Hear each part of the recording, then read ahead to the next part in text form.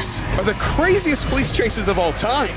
But as the video goes on, the chases get crazier and crazier. And first, one man did something so stupid, it got his ass arrested. And it was all because of a mix-up. Hey, Mr. Roberts. Yes, sir. Come back here with me for a second. And immediately after that, he did this. Why is he running? He doesn't even have a warrant. Hey, Curtis! Or, what's his name again? Roberts, you're good, bud. No warrant, Roberts. Oh, jeez. Net direct, J21.11. 20 been out from Darville. I mean, you know what I was going to do? I was going to have you drive her car. Because you got a valid license, bro. No, I don't. Yes, you do. Now you're going to jail for fleeing. Please, man, come on. Don't you please me, bro. Damn! Being that stupid should be illegal. Someone arrest this man. While we're at it, arrest this phony. Because somehow he convinced the entire police department he was paralyzed. And just as he was being wheeled into the courthouse to be tried for drug trafficking, he, Psych! Damn! Bro really did them dirty. But he still wouldn't have it as bad as this cop. Because when he attempted to pull over a stolen truck, he had no idea what he was getting himself into.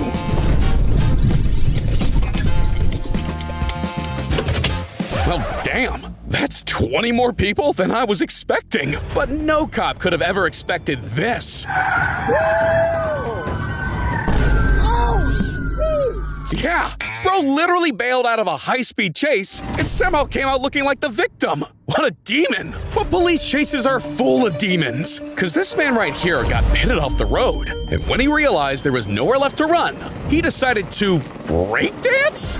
Oh, okay. Suspect doing some breakdancing here in the middle of the roadway, and he is definitely playing games with officers now, putting on quite a show. Yeah, the cop told him to get down, and he did. Man, this guy was just dumb. But our next suspect was in a hurry, because this dude was going 63 miles per hour on an e-scooter. That's more than 4 times the legal speed limit. And, well, he figured this might be his best shot at making it on time. He was wrong. And why was he in so much of a hurry? But he's going nowhere now. Jesus! Because not only did he end up losing his job as a mechanic, but he tested positive for meth and spent a month in jail.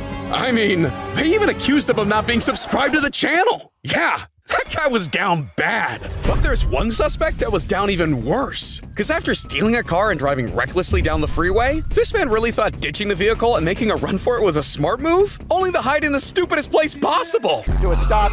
Oh, come on, guys, he's right there. The officer's running right by him. They're going right by him.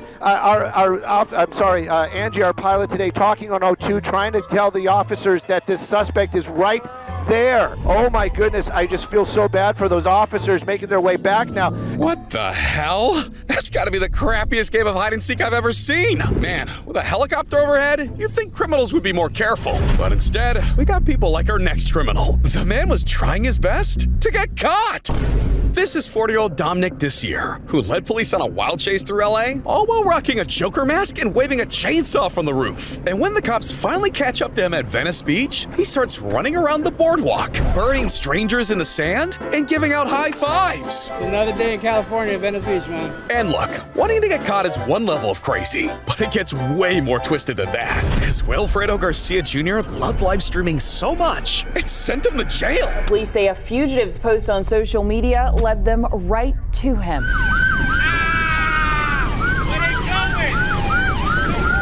Officers say that Instagram video is the reason they caught up with him. Yeah, this guy just exposed himself for clout. And just 9 days later, the cops caught up with him and arrested his ass, charging him with reckless driving and fleeing and eluding the police. Man, you messed up big time, Will. But there are a lot more crazy police chases coming up. Like this man that stole a tank and tore through an entire city. The most insane police escape in history. Or this homeless man who hijacked 2 police cars in 30 minutes. And we'll get to all that and much more. But first, we gotta talk about the time one guy attempted to lose his wanted level in real life. Because after stealing a car and flooring it down the highway, his getaway had gassed out. And he is opening the door. And now he is pushing the car. Maybe it's in neutral. He looks like he's waving for assistance here. Okay, and now you have some construction worker on the 10 helping. So this is, like I said, each and every chase is different. And when he finally ran out of options, the dude made his worst decision yet. This is a 7-Eleven parking lot. Maybe he's going to go into the 7-Eleven, and he is. A very bizarre end to a police chase there. Oh, he has left, and now he is running yet again. And so looks like he maybe took some hydration with him from the 7-Eleven as he mounts this police chase there on foot.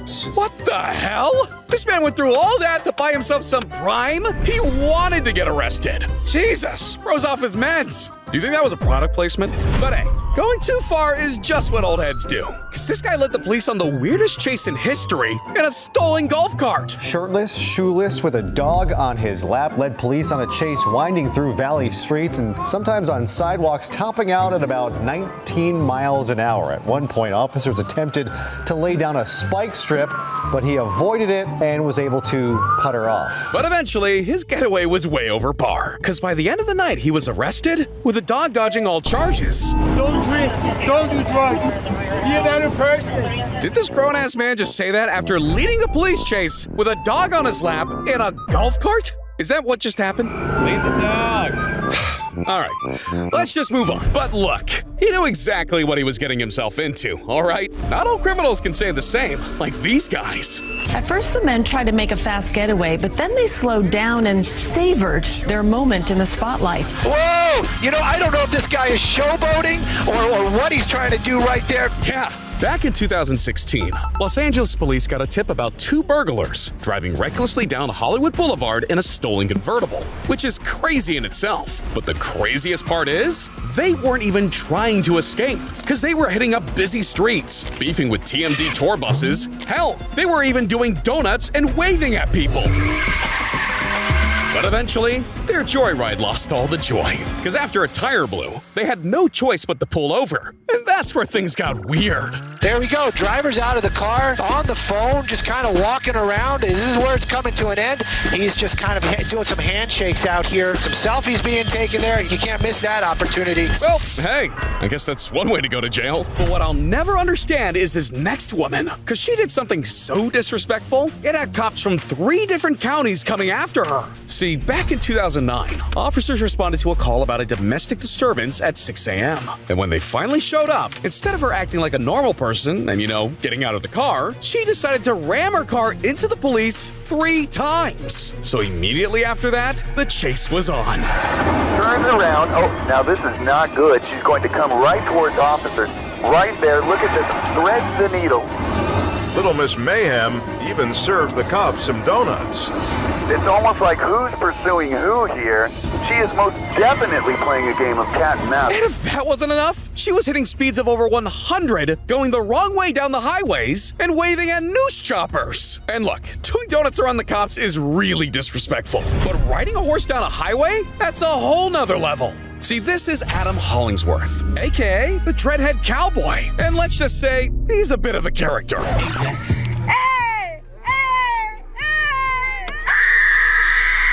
Yeah, because when he wanted to raise awareness for a kids' safety movement, he decided the best way to do it was to cause absolute chaos during rush hour. State police say the Dreadhead Cowboy met with Chicago police and state police in early September to get approval to do this. That request was denied, and today, he did it anyway. Bro really said permission denied, challenge accepted. And in 2020, Adam get it up big time, riding down the Dan Wright Expressway and yelling, Kids lives matter, y'all. And this pissed off the state and animal welfare so much that he faced 6 charges, was sentenced to a year in jail, and lost custody of the horse. Damn, this dude horsed around and found out.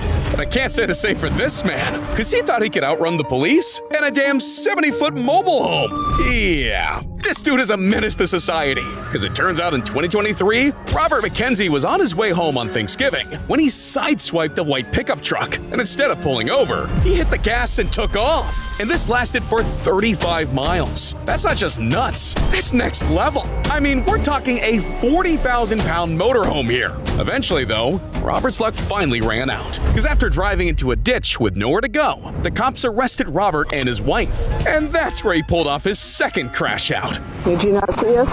We've been behind you for a long time. It's a 40,000-pound mobile home. 35 miles? Damn! Robert went the distance. But this next chase went airborne. Because this man literally clowned the cops in the craziest way possible. Yeah. See, in 2004, Colin Morrison did something that no stuntman had ever done before, launching himself off a 136-foot jump over live train tracks. But that jump didn't end the story. It started a problem, because after that, stuntmen everywhere tried to recreate it. And by 2017, one biker nearly even died. So to prevent anyone from following the same fate, authorities stepped in and made it illegal. Yeah, to the point where anyone who tried it again would get arrested. But 2 months later, Colby Raha decided to do it anyway. So he hired a camera crew, headed to the tracks, and right as the cops tried to close him in, he did this. Damn, this man's got the clutch gene. That's crazy. But I can't say the same for this Florida man, because he finessed the cops so hard, he almost got the entire department fired. Yeah, see, what started out as a mental distress call turned into a real-life case of GTA. I mean, the dude straight up stole a police cruiser from a parking lot and led the cops on a multi-county chase. But it gets even crazier than that, because after they pitted him off the road the first time, he just hopped out and stole another police cruiser like it was nothing. That suspect was able to get away the second time because the door of the cruiser was unlocked with the keys inside. He was on the police microphone screaming into it. And when we pulled him out of the car to handcuff him, he still had the microphone in and was screaming about the FBI and security clearance and Homeland Security. Yeah, that actually happened. And when I was researching the guy, I found out that he believed he had permission to steal the cars through mental telepathy. He hadn't slept in nearly 24 hours and had dabbled in the Heisenberg special, if you know what I mean, earlier that day. Say CIA, DEA, Herbert, Paul, Will, Ricky, Courtney. I hear you, man, but don't get it twisted. Because sometimes criminals flex a little too hard and they end up losing everything. But what made this different was what the suspected perps were throwing out the window, fistfuls of apparently stolen dollars. Yeah. See, after hitting up a Bank of America in Santa Clarita and running off with 40 racks, these guys decided to make their getaway a giveaway. Bundles of cash thrown from the back seat as the car raced through town. People rushed into the streets to scoop up the money. Look at that again. They're throwing money out the window. What is this? Robin Hood? Nah, man. That's Robin from the Hood. And this went viral for all the wrong reasons. Because while they were circling around town making it rain, hundreds of bystanders started flooding the streets. Yeah, those people were trying to grab some liquid assets for themselves. That's illegal. But eventually, it rained a little too hard. Because by the end of it, they were broke and slapped with a first-degree robbery charge. Damn, that's a fat L. But Bernice Wilson took an even fatter L. Because he was hard for some timber and ended up getting burned. See, Bernice was down on his luck. He'd lost his job, was homeless, and had been diagnosed with a serious illness. The man was down bad. But that's when it all clicked. The drama begins when Bernice Wilson, an unemployed truck driver with a criminal record, spots this 18-wheeler loaded with lumber outside a KFC. I was homeless and had nowhere to go and couldn't get any help. Thought I could get this truck and go sell the lumber and get me some money. So for 90 minutes, the guy was tearing through Dallas in an 18-wheeler, waving and honking like he was leading a parade. Hell, he even got high fives from people cheering him on. Oh, that one guy, he just gave him a high five. But midway through the pursuit, his plan went up in flames. Meaning now, not only was there a maniac on the loose, but a literal fireball was tearing through the streets of Dallas. And that's when Bernie completely went off the rails. We had a man who was totally out of control, didn't care what he was doing or who he hurt. We had to stop it. Cops move in to shoot out his tires. But there's a problem. Two of the wheels had already blown out and caused a fire. This did not slow down the truck, so we realized that just shooting out the tires on this truck was not going to stop it. Jesus! This guy's a madman! And it was looking like this could go on forever until a SWAT team was called in to put an end to the hot pursuit. And ultimately, Bernice was arrested and sentenced to 99 years behind bars. That is nuts! But that's still not as crazy as how one man decided to take the wildest joyride ever in a tank! 35-year-old Sean Nelson steals an M6 military tank from a local armory and takes it on a tour of destruction. Yeah, see, Sean was living the American dream, but when life started falling apart, he found a different way to put his military training to use. A man who reportedly had emotional and financial problems got a hold of an army tank last evening and took it on a wild ride through the streets of San Diego, crushing everything in his path. And on May 17th, 1995, Sean went on a rampage through the streets of San Diego. I mean, things got so ugly that multiple law enforcement units had to step in, including the San Diego Police, California Highway Patrol, and even the military. This man went crazy. He's running over fire hydrants. You got hydrants that are blowing water in the air. The tank plows through the neighborhood, the driver hell-bent on destruction. He's doing these cars on purpose. Oh my God. Yeah, he's rolling over just about anything he wants to. And just as I got out in the driveway, he ran over my truck. He took out the telephone poles over there and he headed down the street and ran over that blue car right there. Yeah. And by the end of it all, Sean had done some serious damage, leaving the city with over $1 million in property damage, making it one of the craziest incidents in San Diego history. Damn, now that's tragic. But Marvin Heemeyer was straight up psycho, because when this man got fed up with his small mountain town, he decided to take matters into his own hands with an unstoppable armored bulldozer. It started just after 3 o'clock on yesterday afternoon. In all, between 10 and 15 buildings were damaged or destroyed, including the town hall, the library, and the newspaper building. Sheriff in Granby says that Marvin Heemeyer was behind the wheel during a 90-minute rampage in that fortified bulldozer. See, Marvin was just your average muffler shop owner in Granby, Colorado. But after years of battling with the town over zoning issues that hurt his business, Heemeyer had finally had enough. So he'd go on to spend months transforming a regular bulldozer into an 85-ton armored beast. I'm talking full-blown tank mode, reinforced with concrete walls, bulletproof glass, and even security cameras. And on June 4th, 2004, Heemeyer plowed through Granby, tearing through buildings connected to those he believed wronged him, causing over $7 million in damages. Damn. People at Granby were lucky to make it out alive. That's crazy. But not as crazy as these restaurants. Because what if I told you some of them are literally killing people? Yeah, from a diner dishing out literal heart attacks to the world's most dangerous band, McDonald's. We have it all. So if you want to see more, then you need to click on this video right here.